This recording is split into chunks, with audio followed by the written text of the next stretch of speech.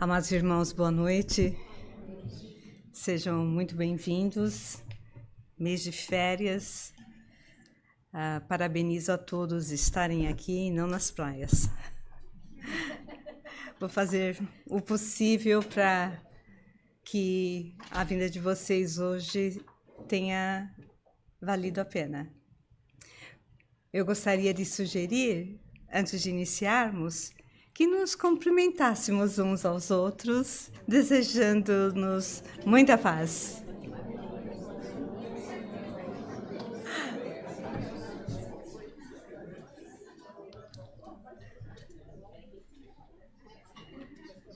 Muito bem, agora sim. Eu já fiz um apanhado inicial, mas como a outra metade da sala chegou depois, eu gostaria novamente de saber quem estava aqui na semana passada, por gentileza. Uau! My goodness! Ótimo! 98%, o que vai me facilitar, porque a ideia é nós não colocarmos todas as informações de novo. O que eu pretendo fazer hoje é o seguinte: eu vou inserir algumas observações, algumas reflexões, porque o objetivo dos nossos encontros não é de apenas contarmos uma história, e sim aproveitarmos as lições dessa história e buscar inseri-las em nossas vidas. Eu comentei com vocês que a minha experiência com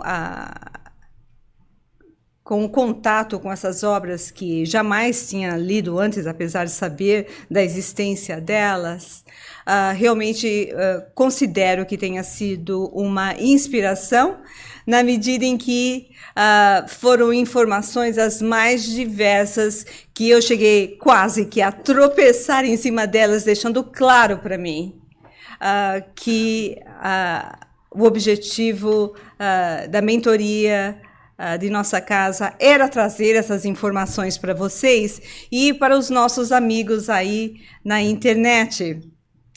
O romance é simplesmente magnífico.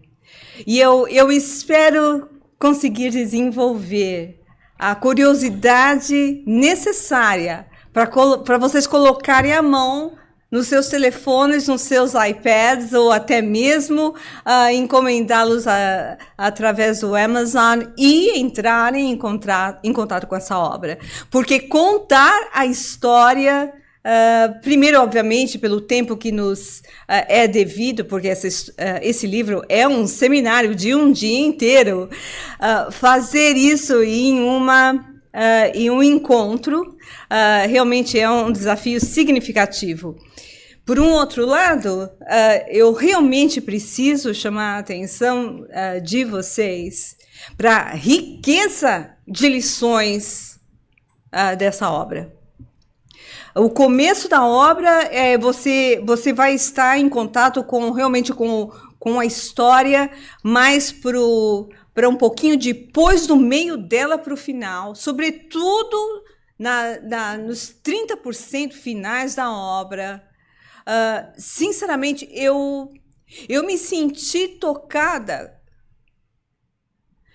por um nível de contato com a espiritualidade que eu não consigo descrever para vocês.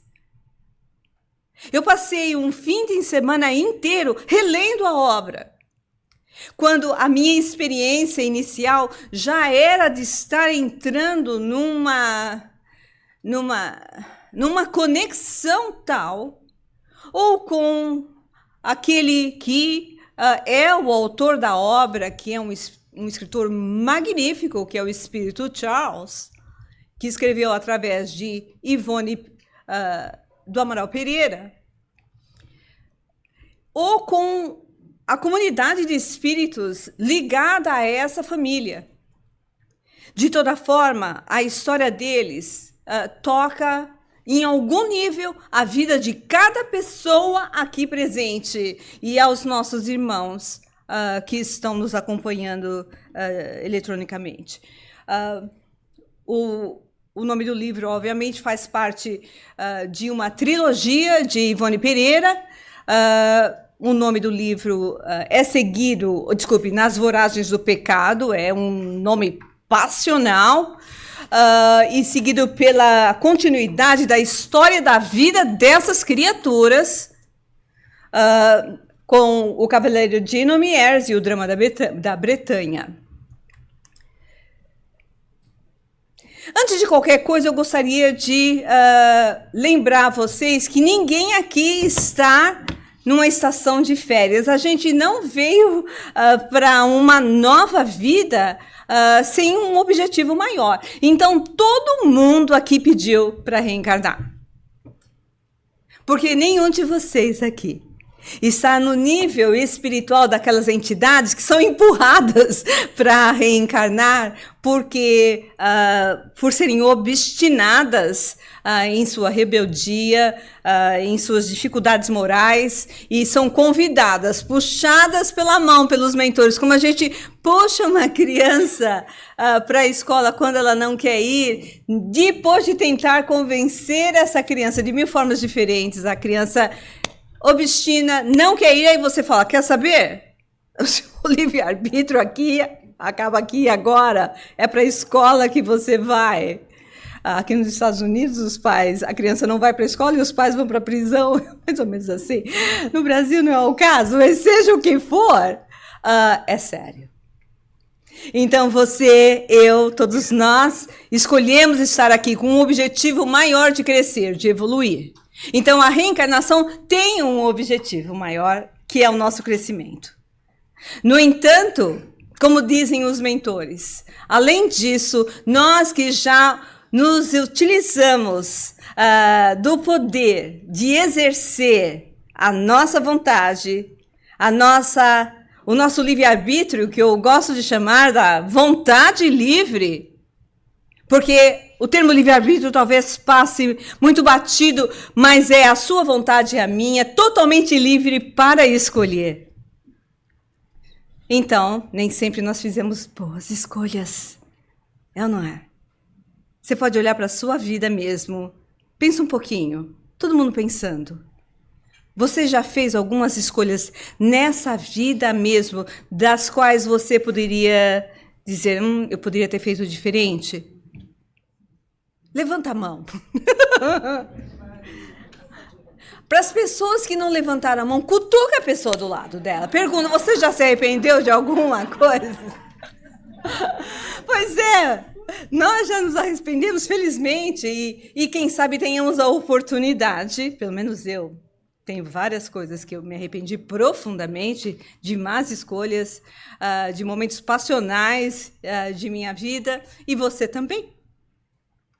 Então, pela misericórdia de Deus, nós provavelmente ainda teremos chance nessa mesma existência, nessa mesma experiência, de revermos, pelo menos a mim, Deus já me deu a oportunidade de rever talvez o meu maior dos meus problemas. Então, eu me sinto feliz, não é? Então, às vezes a gente espia aqui mesmo, nessa mesma vida, os erros que cometemos, as pessoas que nós prejudicamos, as besteiras que fizemos. Mas quando a gente não tem tempo numa vida, a gente tem esse processo de angústia no plano espiritual. E a gente quer fazer como rever. Por melhorar aquela situação. E às vezes não é possível. Portanto, a gente pede outras oportunidades e vem uma outra vida. Só que agora a gente entra na vida e a conta bancária está desprovida de créditos. A gente já entra no saldo, o quê? Vermelho. No saldo vermelho, mas tem um outro nome, no cheque especial. Ainda tem cheque especial no Brasil? Tem? Não sei. Então, a gente já entra no cheque especial, já entra devedor, já entra com coisa a acertar, sem dinheiro, tá daí a gente pede emprestado. A gente pede emprestado um pai, uma mãe, um desafeto, um professor, um amigo, um empresário, o dono da nossa empresa, o companheiro de trabalho espírita. A gente pede emprestado a presença dessas pessoas em nossa vida para ver se a gente consegue colocar dinheiro no banco da nossa existência. Dinheiro emocional, de evolução. E é por isso que, às vezes, além de o objetivo maior da vida ser o de evoluir, a gente às vezes vem realmente espiar. Que nada mais é de encontrarmos-nos de novo conosco mesmos e buscarmos amadurecer os erros, as besteiradas que já fizemos. Outros mais evoluídos, e são poucos, vêm realmente reencarnar com uma missão única de nos auxiliar a crescer. E a gente tem muito isso, a gente vê muito isso dentro de uma mesma família, uma comunidade de pessoas, sempre tem uma pessoa, quase sempre tem uma pessoa mais elevada. E, às vezes, isso se estende à comunidade, se estende à sociedade em geral e missões planetárias. Então, são espíritos de outra estirpe. Então, os mentores nos respondem claramente que a finalidade da reencarnação não é uma escolha. A gente não gosta desses termos no século XXI. Pensar em posição? Ai, posição. Não tem direito de escolher? Tem. Só que uma hora você não se chacoalha, o plano espiritual empurra.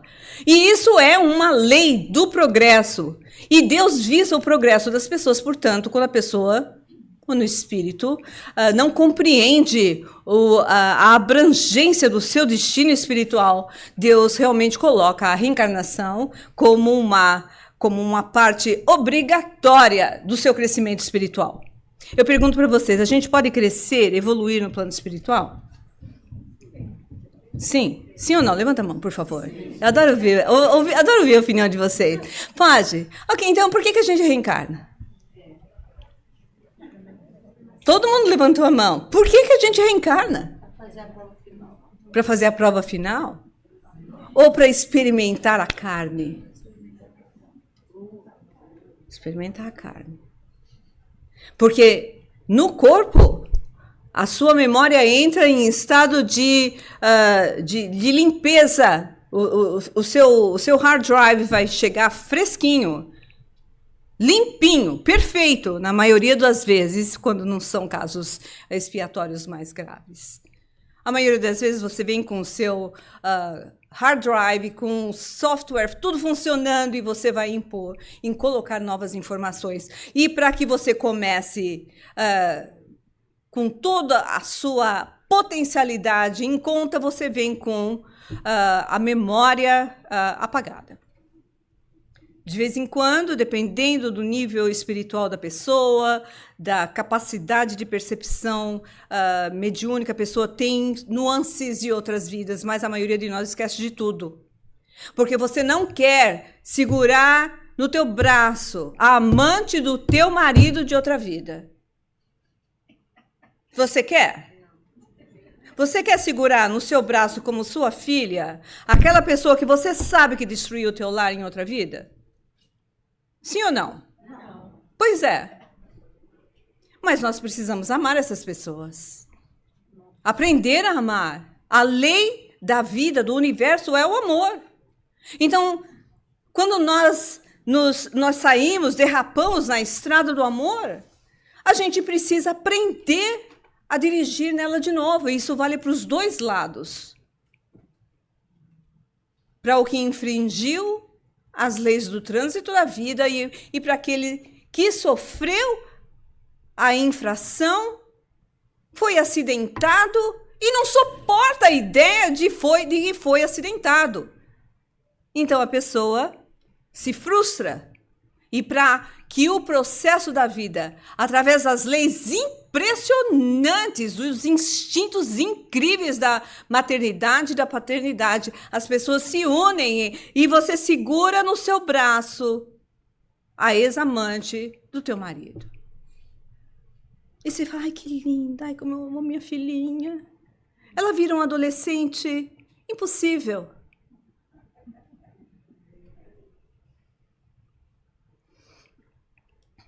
E você é uma mãe descabelada. Mais tarde, o tempo passa, você a auxilia, ela te auxilia, e a gente sai dessa vida melhor do que entrou. Na próxima vida, quando você encontrar aquele espírito, quem sabe a situação se reverta, você venha como filha, como neta, como sobrinha, como aluna. E assim a gente vai suavizando as relações. Por isso, não é suficiente a gente crescer no plano espiritual, porque a gente evolui lá também, porque a gente aprende coisas novas. Mas a gente precisa vir aqui, de novo, para experimentar toda a nossa potencialidade no seu melhor, no seu maior potencial. Muito bem. Deus é justo? Nós vamos ver aqui uma história, se vocês estão lembrados dela, cheia de dramas, de tragédias coletivas, dramáticas, no que nós podemos imaginar de mais terrível. E não tem como você não perguntar como é que Deus permite isso. E essas reflexões nós vamos fazê-las durante esse nosso encontro. Como é que Deus permite que coisas terríveis ocorram para pessoas que nós sabemos boas? Ninguém responde isso a não ser o Espiritismo. Nenhuma filosofia, nenhuma religião tradicional responde a essa pergunta sem o conhecimento que o Espiritismo nos concede na condição de Consolador prometido. E a questão da fatalidade? Nós vamos ver aí que uma quantidade inacreditável de pessoas foram trucidadas, massacradas, na noite de 24 de agosto de 1572, que foi o massacre dos huguenotes, dos luteranos.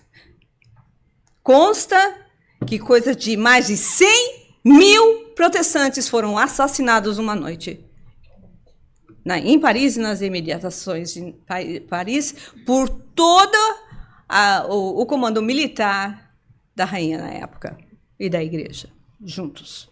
Acabar, dizimar com um único luterano no solo da França. A ideia era simplesmente acabar com cada um. Então, você pergunta, e eu pergunto para vocês, como é que Deus permitiu isso? Porque no meio daquela gente toda, certamente existiam espíritos com expiações dolorosas, com dramas iniciados em outras vidas. Na condição de perseguidos, certamente foram perseguidores terríveis em outras existências, mas ali também. Como é o caso da família que nós vamos ver nessa história, essa família foi uma família de uma outra estirpe espiritual, já tinham sido mártires do cristianismo no século III e vieram a conta de testemunho a fim de auxiliar, de exemplificar a verdadeira fé. A reconstituição das informações do Cristo sem a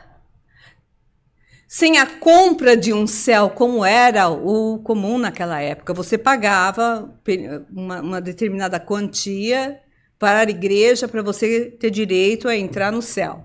E a igreja enriqueceu tremendamente. Então, na realidade, como é o nome dessas... as indulgências, que se tornou os espíritos indigentes. Certamente, as indulgências foi o spur, né? Foi o que realmente foi o que foi o gatilho para as igrejas, para o movimento luterano, que se iniciou na Alemanha. Então, aí vai a pergunta, haverá fatalidade nos acontecimentos da vida? E a resposta vem claramente, a fatalidade existe unicamente na escolha que você faz antes de reencarnar. Se tem uma coisa que você faz no plano espiritual, é planejar a tua vida. E quando você vem para cá, você experimenta o resultado das suas próprias escolhas. Para nós que estamos aqui sem lembrar de nada daquilo, aquilo parece uma fatalidade. E o plano espiritual nos diz, ela só existe na medida que você pode considerar que você escolheu aquela experiência. Então, nós estamos aqui na França, no século XVI, no auge da perseguição dos luteranos pelo governo francês e pela igreja.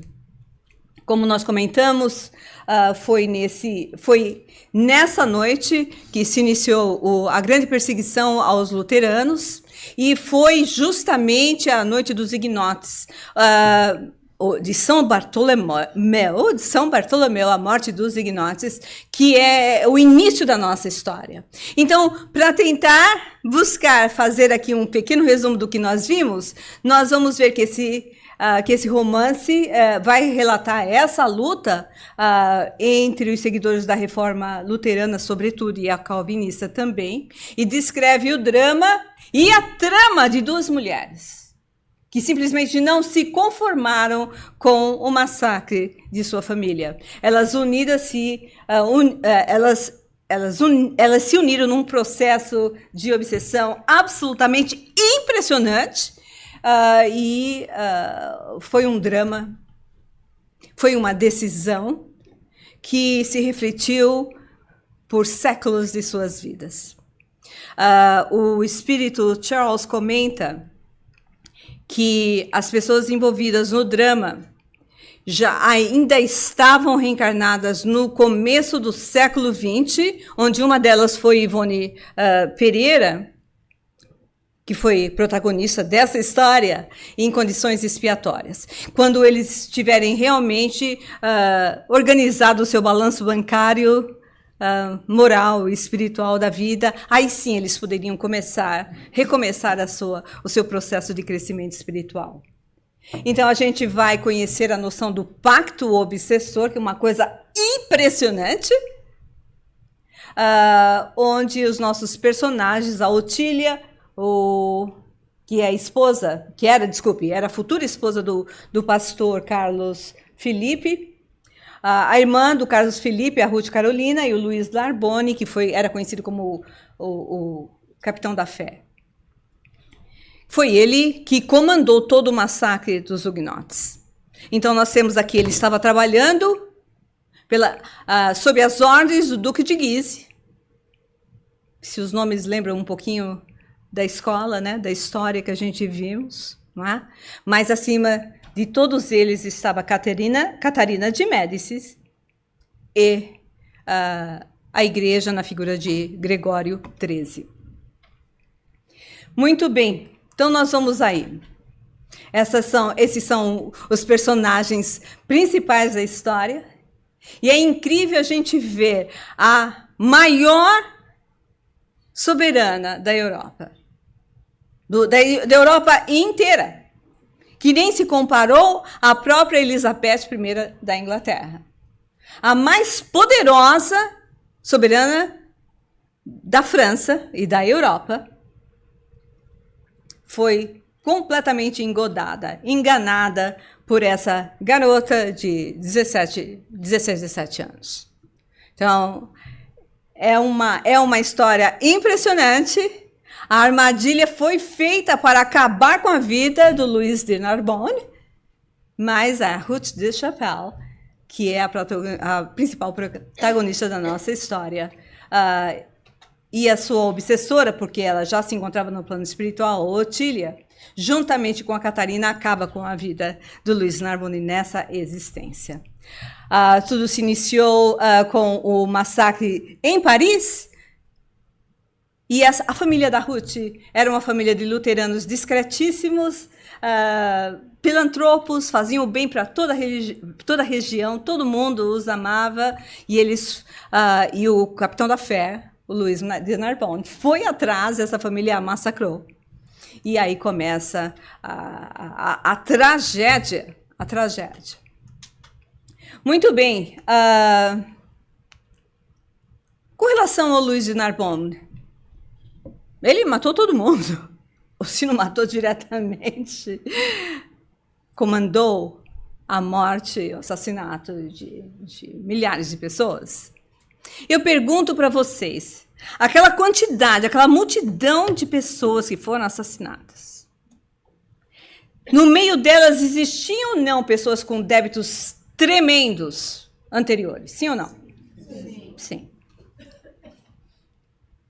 Era de se prever a possibilidade disso acontecer, porque essas pessoas precisavam passar por experiências tão dolorosas quanto causaram, já que os mentores já haviam tentado outras maneiras de reencaminhá-las.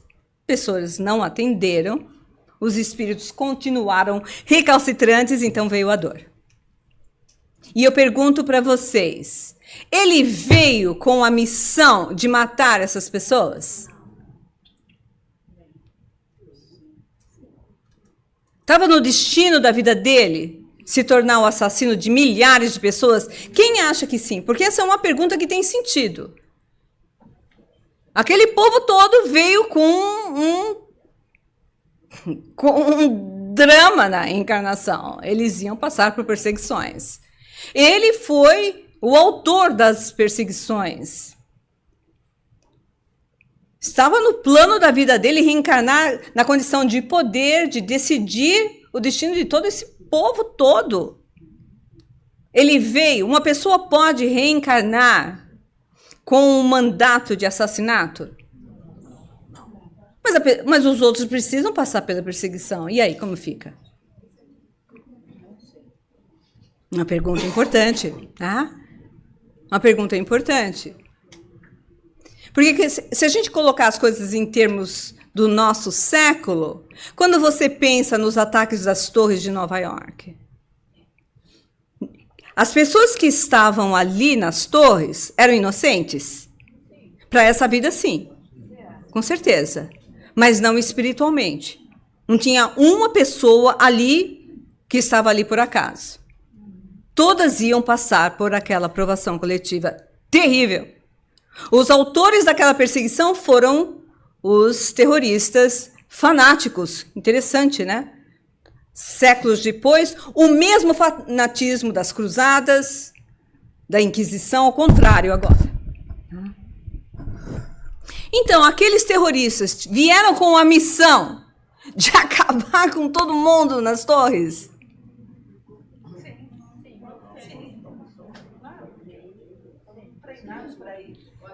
Eles foram treinados no plano espiritual para isso?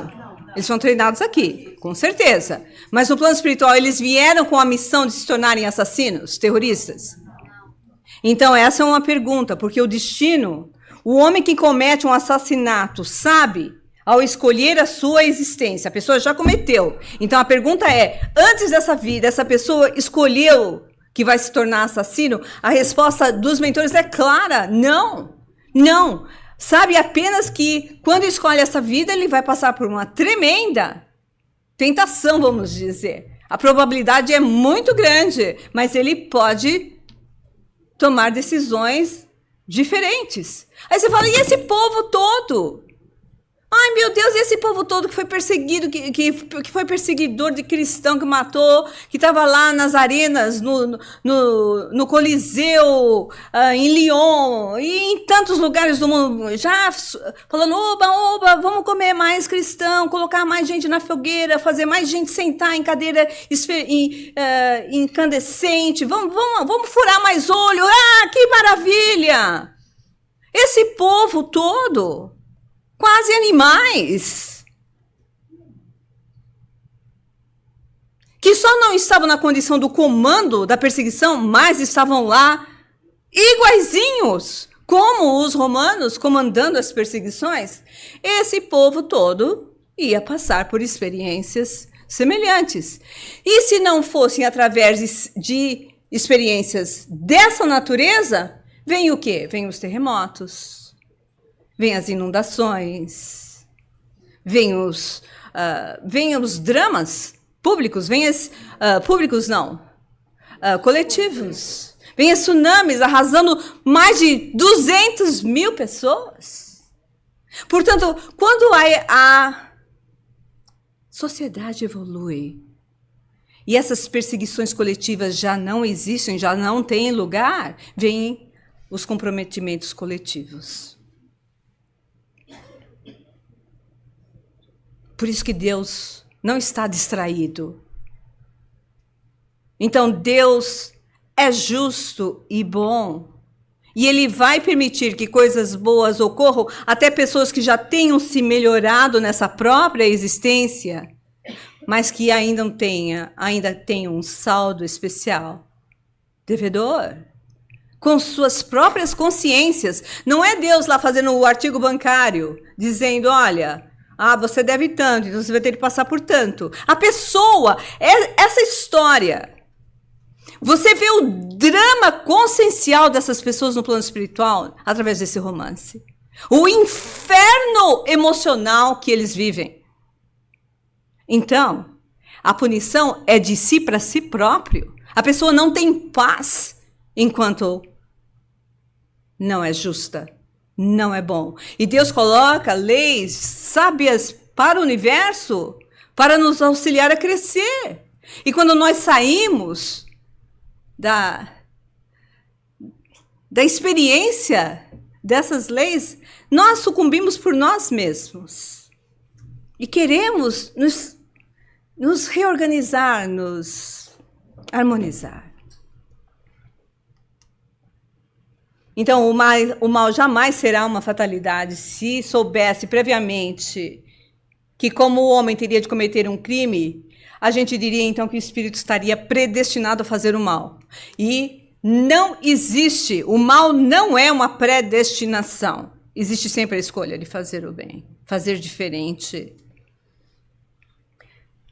Portanto, se você tem a liberdade de pensar, você tem a de agir. Isso é a sua vontade livre. E Emmanuel nos lembra no livro da Esperança, um livro belíssimo. Ele nos lembra, todo mundo tem liberdade, com certeza. E o Espiritismo ajuda a gente a compreender essas leis de Deus, que existem dentro das nossas próprias consciências, dentro da gente, a fim de a gente compreender e aprender que a liberdade de fazer o que se quer, que todo mundo tem, também vai estar condicionada à liberdade de fazer o que se deve. Você tem liberdade de fazer o que você quer, mas você deveria considerar, quando você escolhe, que não tem como você fugir ao condicionamento daquilo que você não faz e deveria ter feito. Então, nós vimos aí, na semana passada, na história que nós contamos, esse imenso testemunho do mentor espiritual da família encarnado, que é o Conde Carlos Felipe II. Ele foi avisado pelo enviado do Conde de Guise que as perseguições iriam ocorrer e que se ele não se transformasse num católico devoto e não deixasse a religião luterana, ele ia ser perseguido. E ele disse, não. Nós vamos estar aqui firmes, nós não vamos fugir. Mas a família decidiu que a menina, que na época tinha 16 anos, que ela fosse levada para a residência da ex-futura noiva, da noiva dele.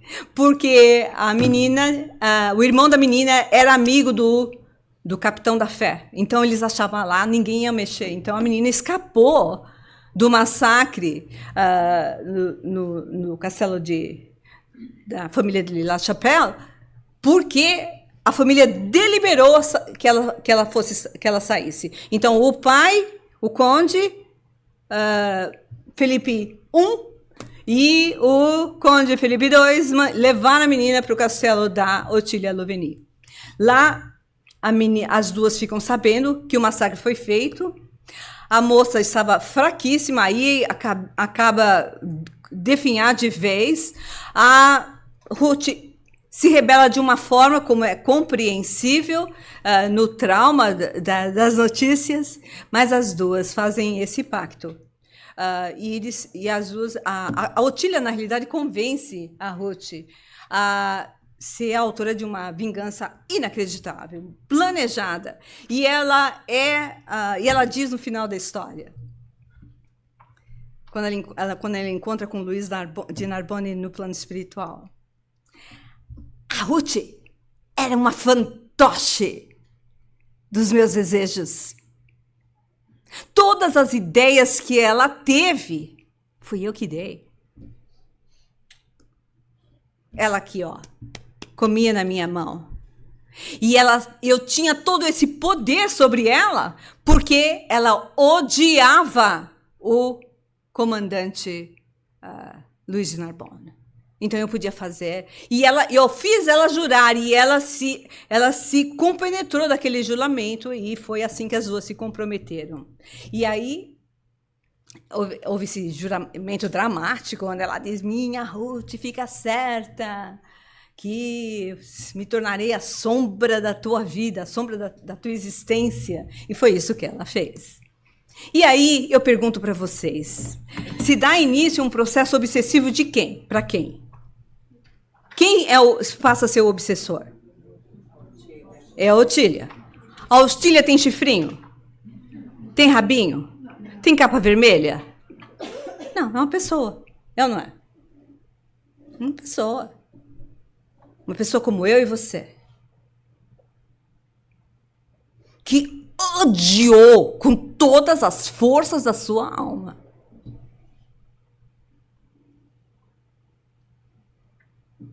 E é isso que Allan Kardec nos esclarece, que a obsessão é isso.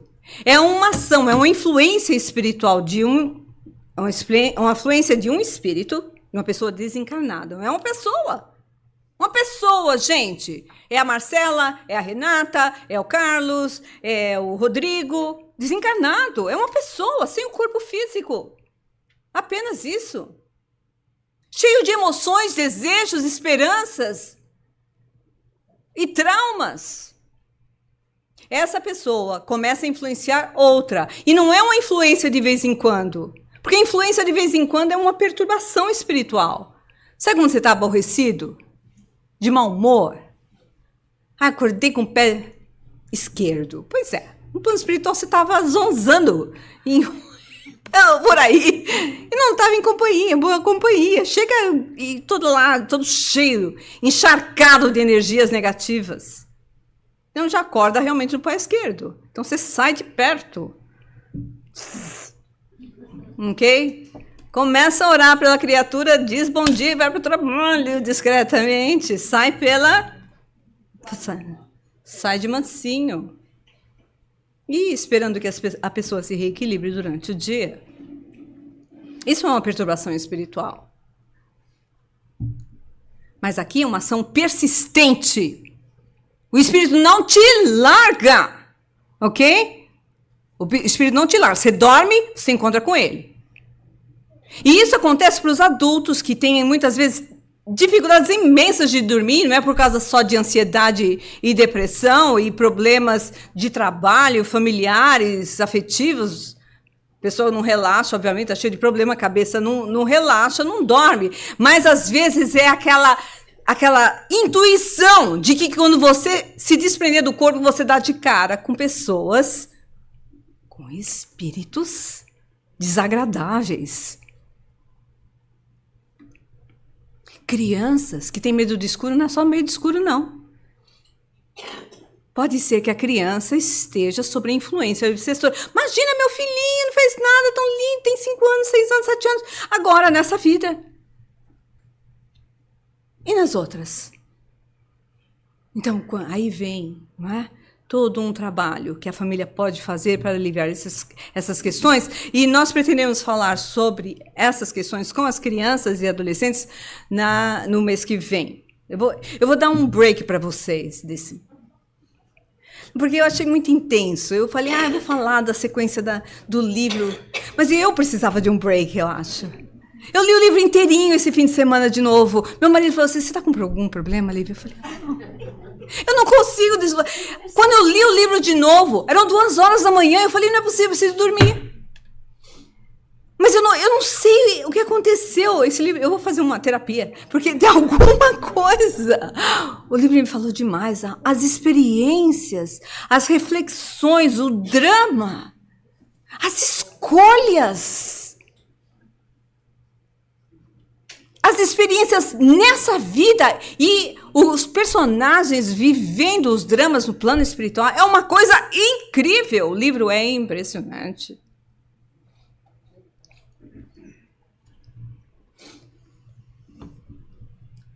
Muito bem. O espírito não te larga, mas não te larga e você se torna o quê? Uma vítima? Eu que te pergunto. O espírito está indo atrás de você. Por que essa entidade começa a ter tanta ascendência com as pessoas, sobre as pessoas, à medida que as entidades passam a ter tanta ascendência sobre as pessoas à medida que o tempo vai passando? Porque a obsessão começa num nível. Ela pode se ampliar, pode se prolongar a tal ponto de começar a danificar o cérebro, e nos diz isso Allan Kardec no Livro dos Médiuns. O processo obsessivo pode levar a pessoa a definhar pela sucção das energias físicas da pessoa. Aí a pessoa vai ao médico e ninguém encontra nada. E a pessoa definhando, e a pessoa piorando. Pode alterar o equilíbrio mental da pessoa, porque as energias espirituais contínuas, sem tratamento espiritual, vão se engrenando de tal forma que começam realmente a desequilibrar a pessoa mentalmente. E pode levar, desculpem, espero... Tem crianças aqui? Então não pode levar nada. Nada, não pode levar nada. E como cuidar disso? Tratamento espiritual. O tratamento espiritual vai falar da sua modificação interior, que ao mesmo tempo vai liberando os elos, porque a gente vai ver aqui. Essas entidades, essas entidades só têm poder sobre nós porque tem conosco um elo. Qual era o elo de ligação da entidade Otília com a Ruth? O ódio da mesma pessoa. Nenhuma das duas conseguiu perdoar e nem queriam perdoar. Não existe obsessão sem um lastro moral no obsediado. Não existe. Você fala, nossa, Deus, eu estou tão cheio de defeito. Pois é. Eles também. Yes. Quando vou dormir, eu sinto uma presença no meu quarto. Aí eu já coloco o Salmo 91 para não sonhar, que é sempre a mesma criatura que eu sonho. Tentando observar.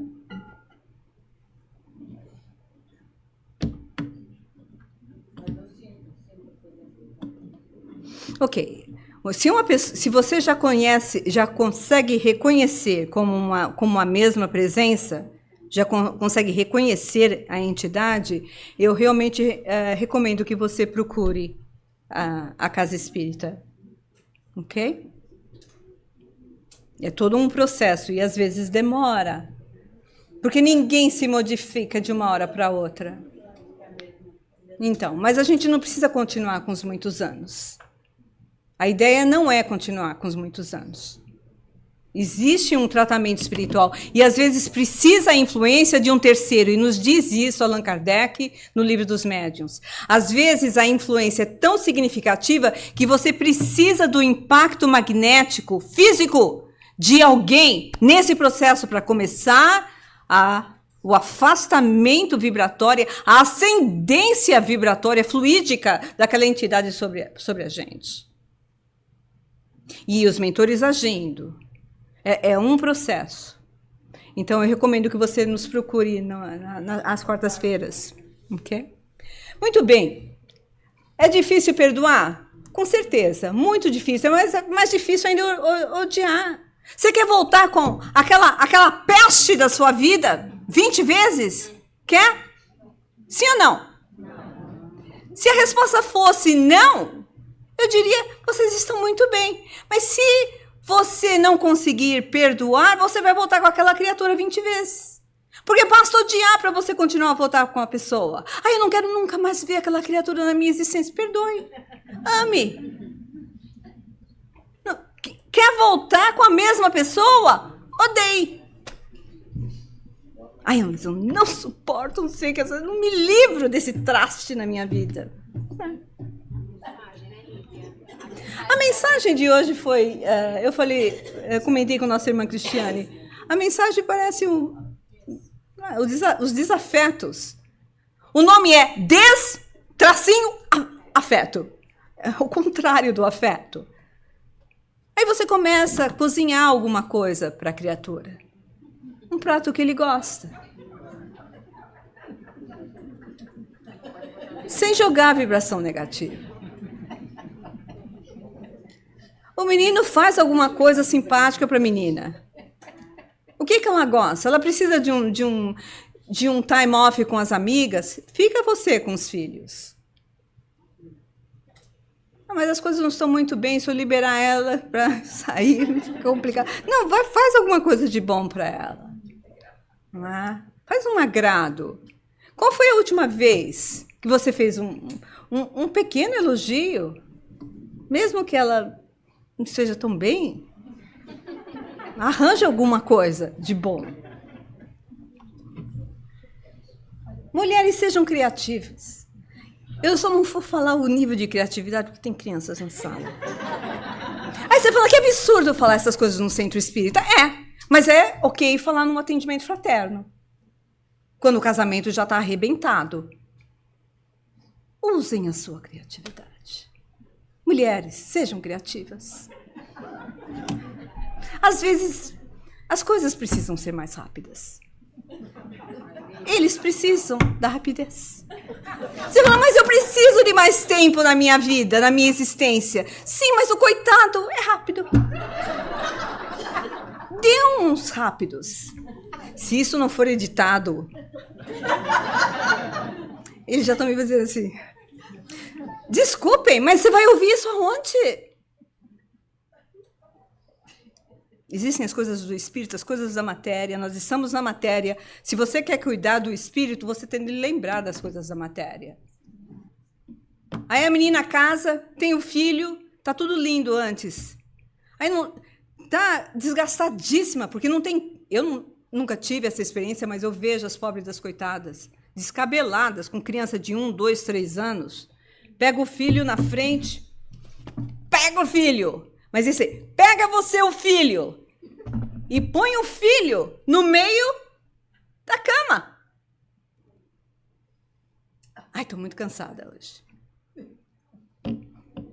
Passa um mês, passa 2, passa 3, a relação vai esfriando. Gente, é uma palestra espírita. Continuando. Muito bem, aflições. Está aí no Céu e Inferno. Olha, o Céu e Inferno é um livro que precisa ser compreendido pelos espíritas. Primeiro que ele foi escrito no século XIX, com a linguagem do século XIX. E se você não estudar o livro, você não vai compreender os termos. Porque tem lá um capítulo chamado Código Penal da Vida Futura. Olha o espiritismo, com a mesma linguagem das religiões tradicionais. Mas ele começa... Incrível, né? As pessoas que dizem, olha, tá aí, igualzinho as religiões punitivas. Então, o primeiro parágrafo desse capítulo, Kardec diz, a gente colocou essa relação aqui de regras que nos parecem códigos, baseado em tudo que nós ouvimos das centenas de espíritos. No final do livro do Céu e Inferno, Kardec tem comunicações com os espíritos dos mais variados graus evolutivos. E aí eles dizem, olha, espírito faz tanto, os espíritos que fazem tal coisa ficam nesse estado, os espíritos que fazem tal coisa ficam em outro estado, os espíritos que fazem coisa ficam em outro... Então ele chegou à conclusão, depois de uma análise, que então dá para a gente achar que no meio de tudo isso existe sim regras, consequências naturais da conduta das pessoas.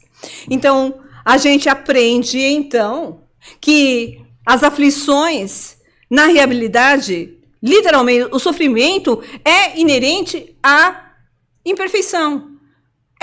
Houve imperfeição, vai haver aflição, vai haver desequilíbrio, vai haver sofrimento em algum nível. A maior parte de nossas aflições tem base nas nossas imperfeições morais, não intelectuais, morais. A felicidade Já é o contrário, a felicidade perfeita, claro que é inerente à perfeição perfeita, a purificação completa do espírito. E nós conseguimos chegar à conclusão, sim, que não há uma só imperfeição da alma que não acarrete consequências desagradáveis e inevitáveis. E também, a boa notícia, também é o contrário. Também não há uma só qualidade boa que não seja fonte de ventura. Imperfeição, aflição. Coisas boas que fazemos, bem-estar. É um reflexo natural.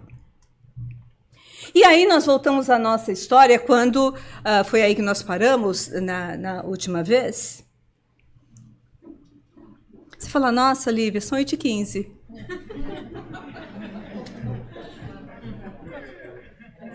Mas eu vou dizer o suficiente para deixar vocês curiosos para ler um livro.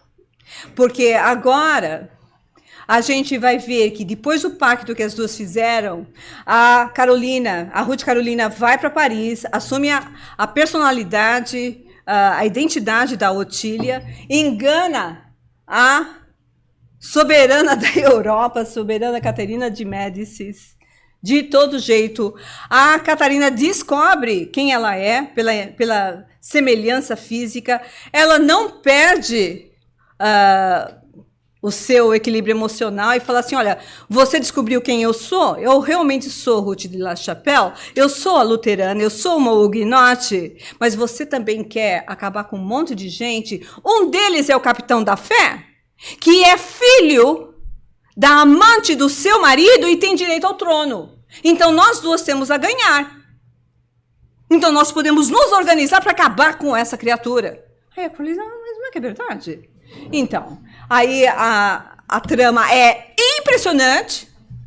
Não me perguntem como, mas certamente a gente pode inferir que seja em função do magnetismo a envolver os dois, porque tanto o Luiz de Narbonne como essa moça, a Ruth Carolina, vêm juntos há muitas vidas num amor, ódio, amor, numa história, numa saga impressionante. Ela consegue seduzi-lo, ela acaba se casando com ele. Esse rapaz aqui, que foi o enviado do conde de Guise para avisar o Carlos Felipe que eles iam ser perseguidos se eles não deixassem a religião luterana, ele ficou no castelo vários dias, e aí ele conheceu a Ruth Carolina, que era uma cantora magnífica e uma arpista impressionante, e ele reconhece esse rapaz aqui antes do massacre. Passou os dias no castelo, reconhece a Ruth casando com o capitão da fé. E aí vai dizer, quando ela é apresentada para a corte francesa, no baile ele a reconhece, e aí ele vai contar para o Monseigneur Dubois, que não mostra a identidade dele, essa é uma história real, gente. Todos os nomes são diferenciados, com exceção de Catarina de Médicis. E ele vai dizer para o Monsenhor de B, que é o preceptor espiritual, o sacerdote, que acompanha o Luiz Narbonne desde criança, vai dizer, ela é Otília. E olha aqui a prova, e vai atrás de várias provas, que é impressionante essa parte.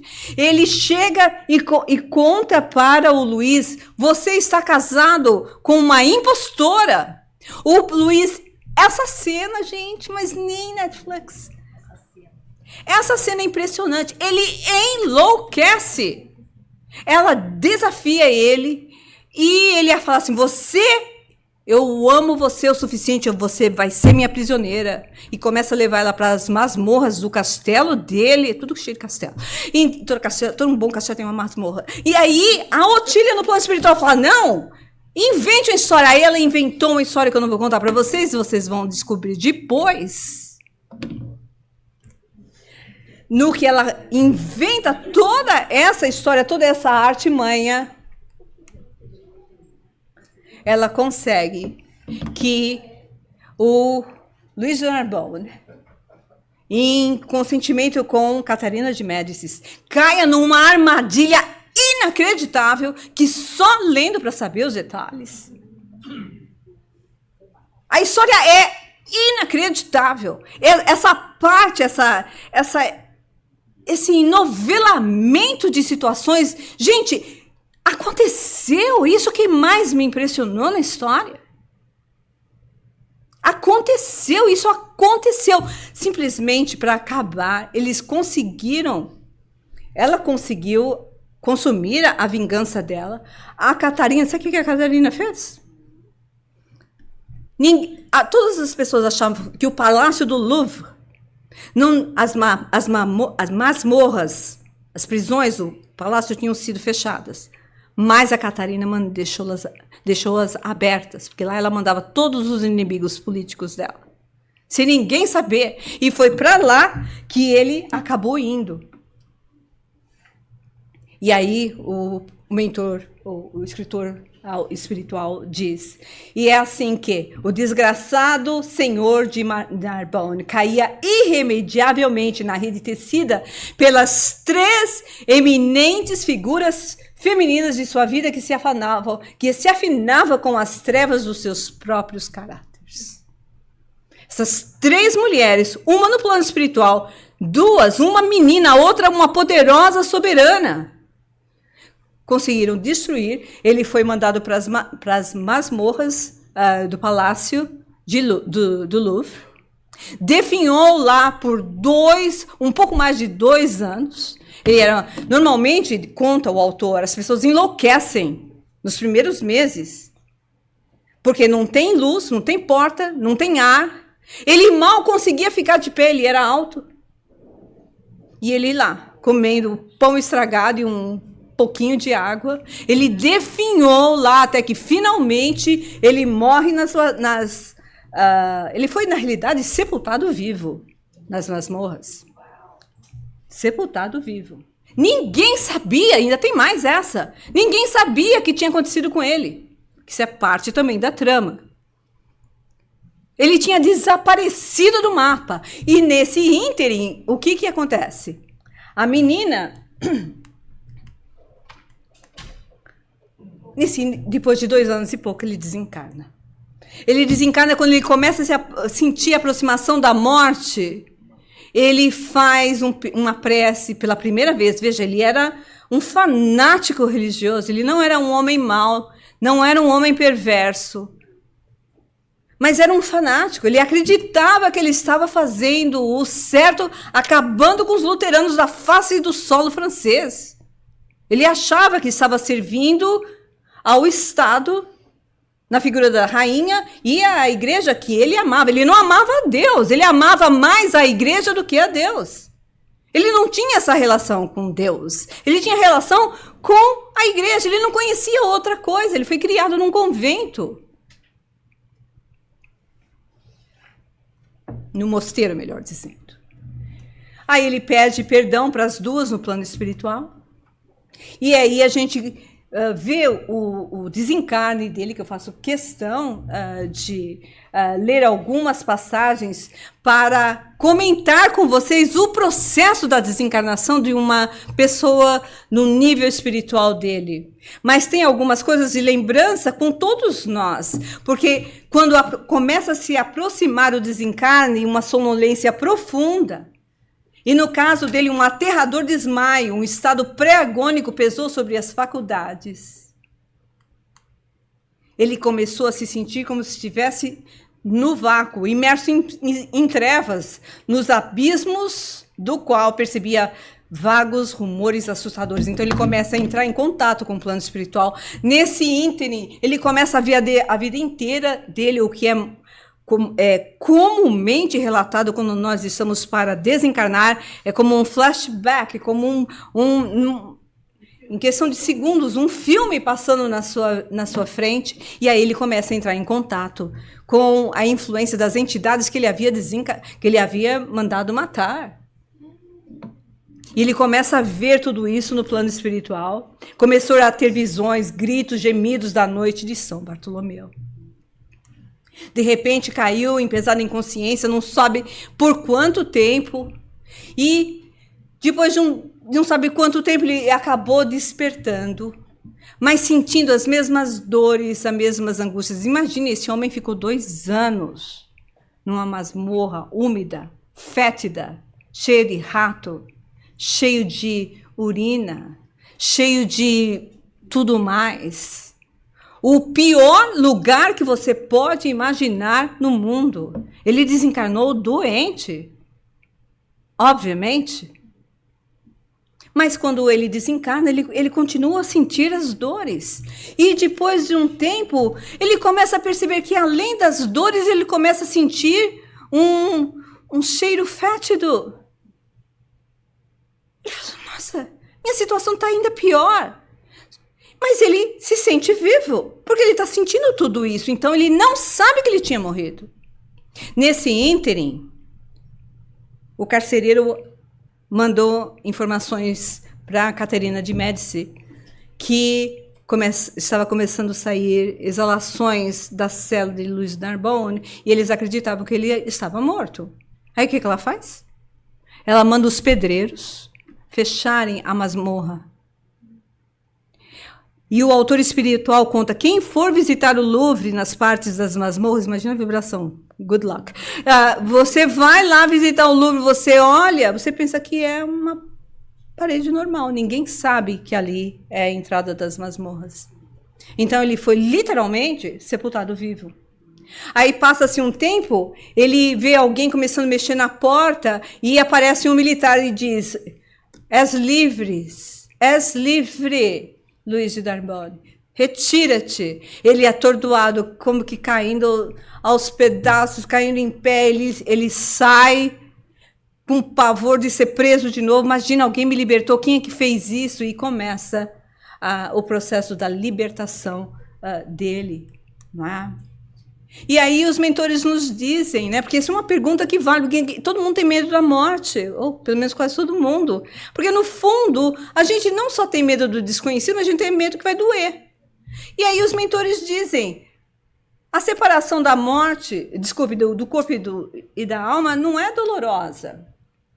É, na realidade, uma libertação. Frequentemente a gente passa mais mal enquanto está reencarnado. E comenta que a separação se dá devagarzinho, gradualmente. Você, pensa quando você acordou. Você não está meio zoneado? É ou não é? Muita gente acorda 1000 por hora, né? Parabéns. Não é a maioria do caso de todos nós, mas pelo menos já teve essa experiência que você não sabe mais ou menos onde você está. Essa experiência quando você desencarna. Você não sabe muito o que está acontecendo. Kardec chama isso de perturbação espírita, porque a alma não desencarna de repente, né? É todo um processo. Então, nós lembramos aqui, realmente é como a libertação, né, do casulo.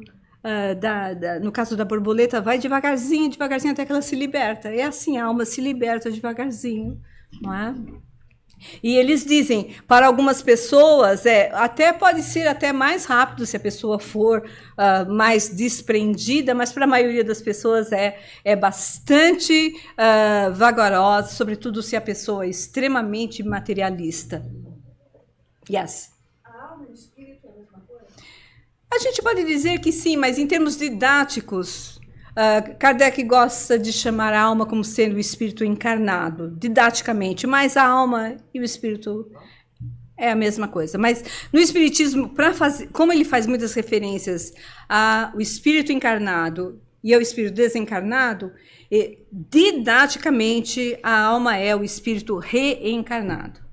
Mas, em termos gerais, a gente usa alma e espírito como sendo a mesma coisa. Não é? E a gente vê também isso na codificação. E agora, continuando a resposta. Isso aí, desculpe, tem crianças agora ainda? Ok. Isso é meio chocante, gente, mas a gente precisa conhecer as coisas, né?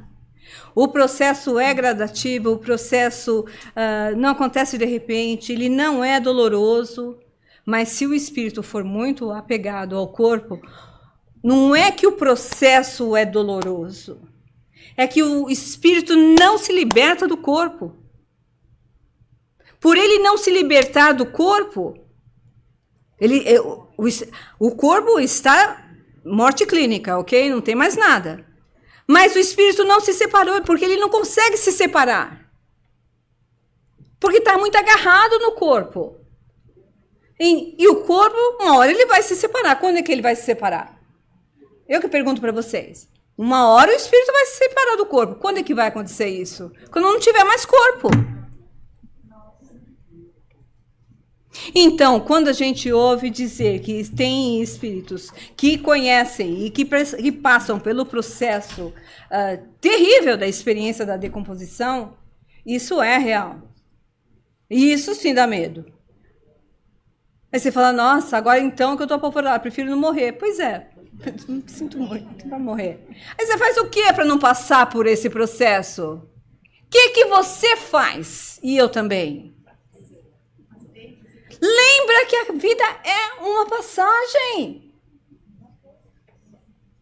Eu compreendo, nós compreendemos que a gente não acha que a vida é uma passagem. Você não lembra do que aconteceu antes e você não sabe o que vai vir depois, porque a maioria das pessoas não conhece as informações espíritas, então a pessoa acha que é só aqui mesmo. Mas não é. A vida é uma passagem. Aproveite. Olha, você não precisa acreditar em nada, mas faça o bem. Deus ama até o bom. Quer ser uma pessoa que não vai sentir decomposição nenhuma? Seja uma pessoa ética. Questione os seus valores. O que é mais importante para você? Faz uma lista. Se você tivesse de morrer amanhã, o que era mais importante? Você vai descobrir. O que você queria que ficasse com você? Ai, eu ia ver o que estava na minha conta. Queria meu cachorrinho. Enfim, o que é? Às vezes, normalmente, o cachorrinho ganha do marido, mas tudo bem. Pelo menos você descobre a verdade. Que você se enganava. Pergunta por aqui. Então, por exemplo, nessa situação que o corpo fica preso, e quando existe a cremação, vai sentir? Excelente pergunta, porque fala assim, não serei, agora é que eu não serei mais enterrado. Pois é, provavelmente. Porque, inclusive, Divaldo fala que normalmente se recomenda aos espíritos que tudo bem da cremação, mas que tenha um tempo de 72 horas. Quem faz essa recomendação que Divaldo comenta, não é? Na realidade, é uma recomendação do Divaldo. É de Humberto de Campos, do próprio Emmanuel, que se recomenda que se espere pelo menos 3 dias. Para que se faça, porque é um período pelo menos viável para uma pessoa comum se desprender do corpo. Agora, existe todo tipo de pessoa. A pessoa vai experimentar a dor? Vai. Se a pessoa for grudada, como é que a pessoa é grudada no corpo? Pensa no que você mais é grudado. É mais importante. Como é que você tem tratado a vida? Essa é a pergunta. Você não tinha nem ficar com medo de decomposição nenhuma, de cremação alguma? Vamos perguntar o que é importante para a gente. Pelo que você morreria? O amor aos meus filhos. O seu amor é como? Que tipo de amor que é? Porque tem mãe com filho de 50 anos que não larga até hoje.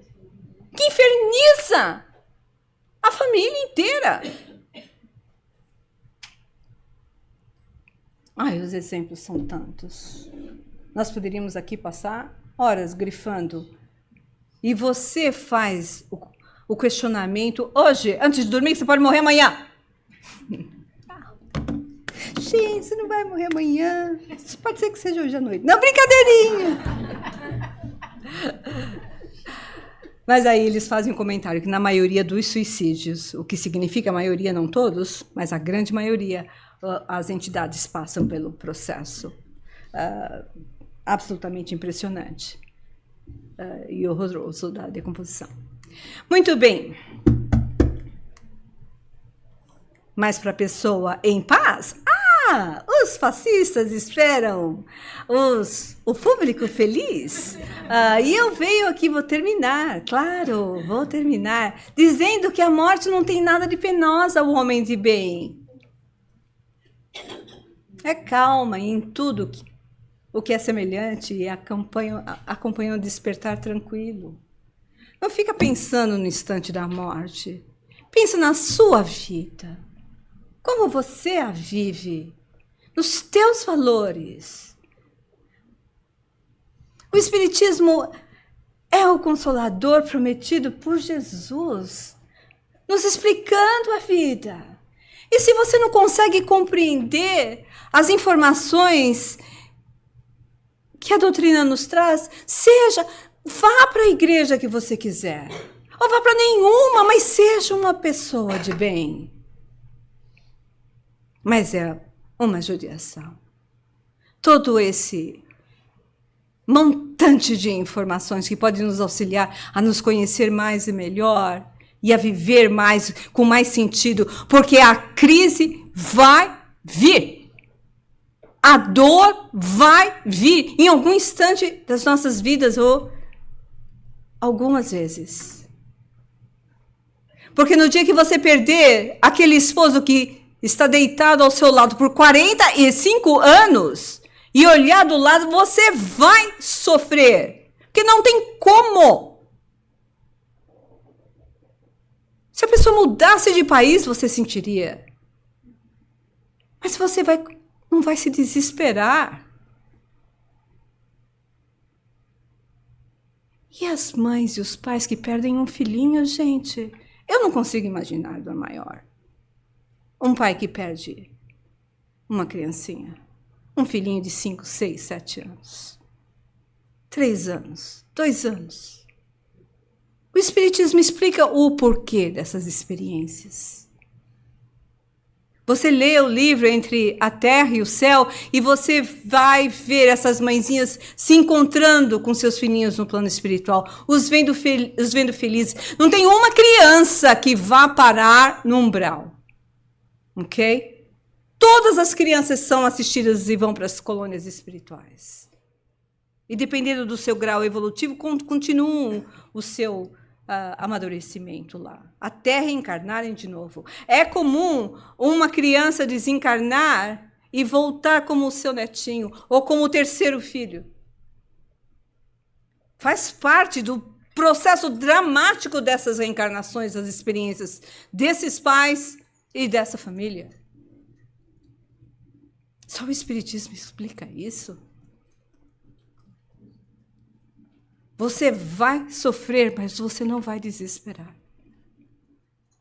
E com isso eu termino o nosso encontro. Porque aí tem o final. E eu tenho o final e o que eu vou fazer? A parte final eu até prefiro que tenha acabado assim. Porque não há como. E a parte final é de uma experiência espiritual tão tremenda que vale uma palestra inteira. Então, fica para o próximo mês que eu preciso dar um break para vocês. Vocês não acham? Muito intenso? Muito intenso, ou não é? Precisa de um break? Vamos falar de outras coisas? Vamos falar de outras coisas? O que vocês acham? Vamos falar de outras coisas? Deixa eu olhar a cara dos meninos. A cara dos meninos. A cara dos meninos me dizem tudo. Os meninos, a gente fala de outras coisas, a gente dá um break. Tá bom? Mas aí vocês lembrem, da próxima vez que eu vier, eu vou me concentrar apenas no final da história. Tá certo?